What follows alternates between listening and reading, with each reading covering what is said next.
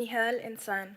On the 7th of October, I stood in utter disbelief as the OSCE session on human rights and fundamental freedoms opened with the endorsement of a historically flawed narrative of the Palestinian struggle against occupation and colonization.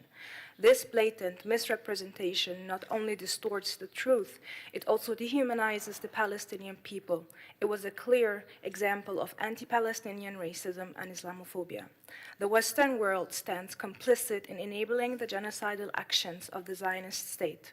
Austria and Germany, with their racist historical legacy, should bear a profound responsibility to stand against such atrocities.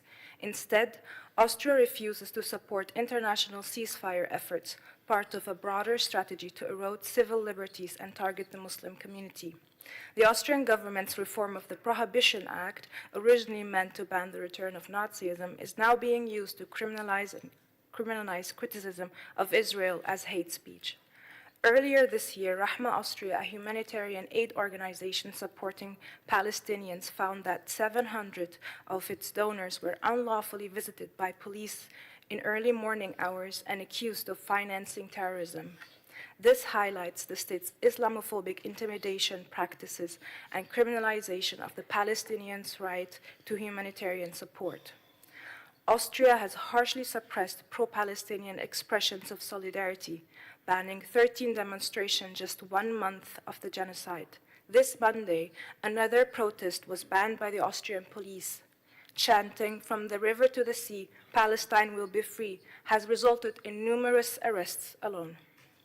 In a move echoing Germany's repression of the pro-Palestinian solidarity movement and its ban on Samidun, the Austrian government seeks to ban Dar al-Janoub, a Palestine solidarity organization. This action is based on a report from the government-funded Documentation Center Political Islam, which surveils Muslims in Austria and justifies repression against Muslim activists and opposition groups. Western states are increasingly sacrificing fundamental and constitutional freedoms to serve their imperialist ambitions, using their authority and proscription powers to silence calls for justice and equality. Institutions that supposedly protect the public are now being weaponized to advance Israel's genocidal and racist agenda. We therefore demand for the OSCE to call for an immediate halt to the genocide and colonization of Palestine and the recognition of the Palestinians' legitimate right to resist occupation. Thank you. Thank you. We will now, as a final, hear from Central European University.